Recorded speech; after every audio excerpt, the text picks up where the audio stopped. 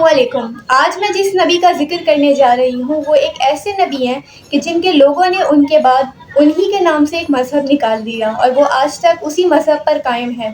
جی ہاں، میں بات کر رہی ہوں حضرت عیسیٰ علیہ السلام کی۔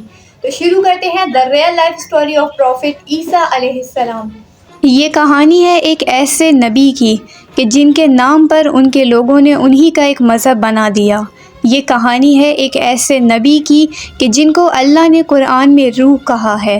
یہ کہانی ہے ایک ایسے نبی کی کہ جن کے بعد سب سے بڑا مذہب دنیا بھر میں قائم ہو گیا۔ یہ کہانی ہے ایک ایسے نبی کی کہ جن کو اللہ نے وہ معجزات دیے جو کسی کو عطا نہ ہوئے۔ یہ کہانی ہے اس نبی کی جسے آسمانوں میں اٹھا لیا گیا اور ایک خاص وقت کے لیے رکھ دیا گیا اور واپس اسے دنیا میں بھیجا جائے گا۔ جی ہاں، یہ ذکر ہے حضرت عیسیٰ علیہ السلام کا۔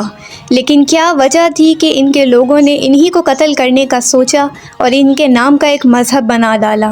اور کیا ہی وجہ تھی کہ ان کے لوگوں نے انہی کی کتاب جو اللہ نے عطا کری بائبل کو پوری طرح سے چینج کر دیا؟ جب بنی اسرائیل کی حالت بے حد خراب تھی اور ان کے حکمران کرپٹ تھے، وہ پیسے لے کر کتابیں بدل دیا کرتے تھے اور چند سکوں کی خاطر اپنے مذہب کو بیچ ڈالتے تھے۔ ان کا جس طرح دل کرتا تھا وہ اپنے مذہب کو لوگوں کو سیکھنے پر مجبور کرتے تھے۔ اس وقت فلسطین کے بادشاہ کی حکومت تھی جس نے یہودیوں پر بے حد ظلم کیا۔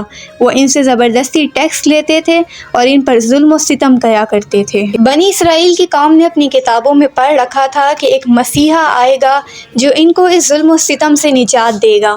وہ اس کے انتظار میں تھے اور یہ تصور کرتے تھے کہ یہ مسیحا کسی بادشاہ کی شکل میں آئے گا، یا تو اگر بادشاہ نہ ہوا تو کسی بہادر جنگجو کی شکل میں ہوگا جو ہمیں اس ظلم و ستم سے نجات دے گا، مگر اس کا الٹ ہوا۔ ایک دن ایک پاک دامن خاتون کہ جن کا نام مریم تھا، ان کے پاس جبرائیل علیہ السلام ایک خوبصورت نوجوان کی شکل میں آئے اور ان کو ایک بیٹے کی بشارت دی۔ لیکن یہ بیٹا بنا باپ کے پیدا ہونے والا تھا کہ جس سے حضرت عیسیٰ کی ماں جناب مریم بے حد خوفزدہ ہوئیں کہ کہیں لوگ ان پر تہمت نہ لگا دیں۔ اس لیے وہ ایک ریگستان کی طرف چلی گئیں اور شہر کو چھوڑ دیا۔ لیکن جب شہر میں گئیں تو وہ خوفزدہ تھیں اور التماس کر رہی تھیں کہ کاش مجھے موت آ جائے۔ تب اللہ نے انہیں حوصلہ دیا اور سمجھایا اور اللہ نے ان کے کھانے پینے کا بندوبست کیا۔ ان کے قدموں کے نیچے سے چشم پھوٹا جس سے ان کی پیاس بجھی، اور کھجور کا درخت جس کے سائے میں وہ بیٹھی تھیں اسے تر و تازہ کر دیا کہ جس سے ان کے کھانے اور پینے کا انتظام ہوا۔ چند روز بعد جب حضرت عیسیٰ علیہ السلام کا جنم ہوا تو بی بی مریم انہیں لے کر واپس اپنی بستی کی طرف بڑھیں۔ جب سبھی لوگ نے حضرت عیسیٰ کو بی بی مریم کی گود میں دیکھا تو ان پر طرح طرح کی تہمت لگانے لگے اور ان پر چیخنے لگے کہ یہ بچہ کس کا ہے اور تمہارے ہاتھ میں کیسے آیا؟ تب اللہ نے بی بی مریم کو حوصلہ دیا اور خدا کی قدرت کے معجزے سے حضرت عیسیٰ علیہ السلام کلام کیا اور اپنی والدہ کی پاک دامنی کی گواہی دی، جسے سننے کے بعد سبھی لوگ خاموش ہو گئے اور حیران ہو گئے کہ ایک نومولود بچے نے کلام کس طرح کیا۔ شہزادی مریم نے حضرت عیسیٰ علیہ السلام کی تربیت کی۔ وہ بچپن ہی سے بہت سادہ لو انسان تھے، کم کھاتے تھے، سادہ پہنتے تھے اور اپنا زیادہ وقت عبادت میں گزارتے تھے۔ ہاتھوں سے پرندے بناتے تھے اور قدرت کے کرشمے سے اسے زندہ کر دیا کرتے تھے۔ بچپن ہی سے علم اتنا تھا کہ بڑے بڑوں کو اپنے علم میں پیچھے چھوڑ دیا کرتے تھے۔ 12 سال کی عمر میں ہی علم اتنا تھا کہ ہر دانشور کو پیچھے چھوڑ دیتے تھے۔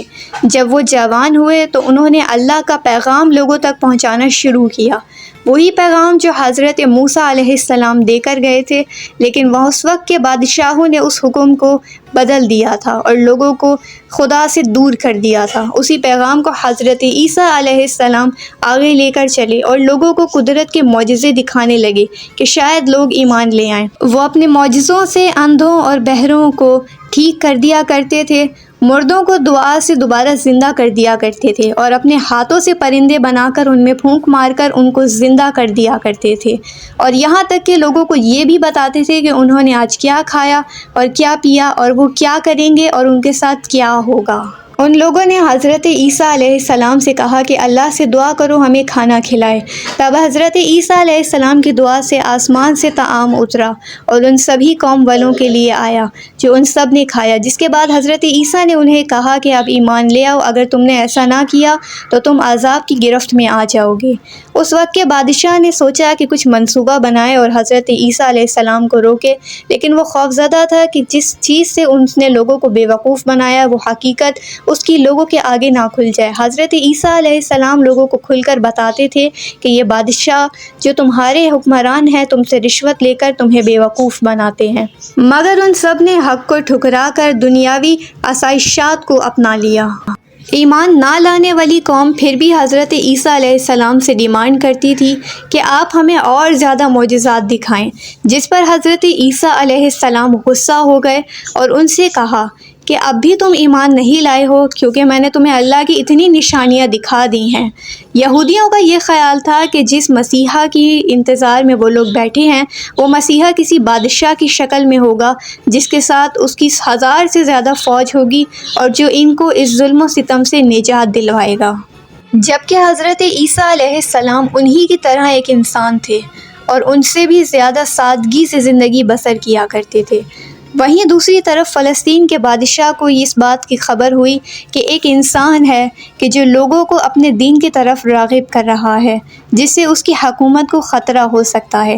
تب اس نے سبھی یہودیوں کو بلا کر اور ان کو اپنے خلاف بھڑکانا شروع کیا تاکہ ان کے ذریعے وہ حضرت عیسیٰ علیہ السلام کو روک سکے۔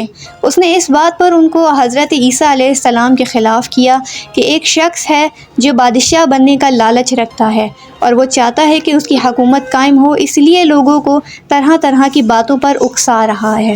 اور اسی دوران حضرت عیسیٰ علیہ السلام اپنے اصحاب کے ساتھ کھانا تناول فرما رہے تھے۔ تب حضرت عیسیٰ علیہ السلام نے ان سے فرمایا کہ تم میں سے کوئی ایک ہی ہوگا جو مجھے دھوکہ دے گا، اور ایسا ہی ہوا۔ ان میں سے ایک جو چند پیسوں کے عوض بک چکا تھا وہ حضرت عیسیٰ علیہ السلام کو قتل کی غرض سے ان کے پاس پہنچا، لیکن اللہ کے حکم سے حضرت عیسیٰ علیہ السلام کو آسمانوں میں اٹھا لیا گیا۔ ایک انسان جو حضرت عیسیٰ علیہ السلام کی شکل میں موجود تھا، کچھ علماء کے نزدیک یہ وہی شخص تھا کہ جس نے حضرت عیسیٰ علیہ السلام کو دھوکہ دیا تھا، کچھ کے نزدیک یہ حضرت عیسیٰ علیہ السلام کا اصحاب میں سے کوئی ایک تھا کہ جس سے اللہ نے ظلم و ستم کے بعد اس سے جنت کا وعدہ لیا تھا، جس کے بعد یہودیوں نے اس شخص پر حد سے زیادہ ظلم و ستم کیے اور اس کو تکلیفیں پہنچا کر شہر در شہر پھرایا گیا، اور سبھی لوگوں نے اسے بدتمیزی کی، اسے گالیاں دی، طعنہ کشی کی، اور ایک لکڑی کا بھاری ٹکڑا اس کے کندھے پہ رکھا اور اسے تکلیفیں پہنچانا شروع کی۔ پھر اسی لکڑی میں اس کے ہاتھ پیروں کو کیل ٹھوکنے کے بعد اسے بری طرح سے زخمی حالت میں مار دیا گیا کہ جس کے بعد آسمان کالا پڑ گیا اور اللہ کی طرف سے ایک عذاب آیا۔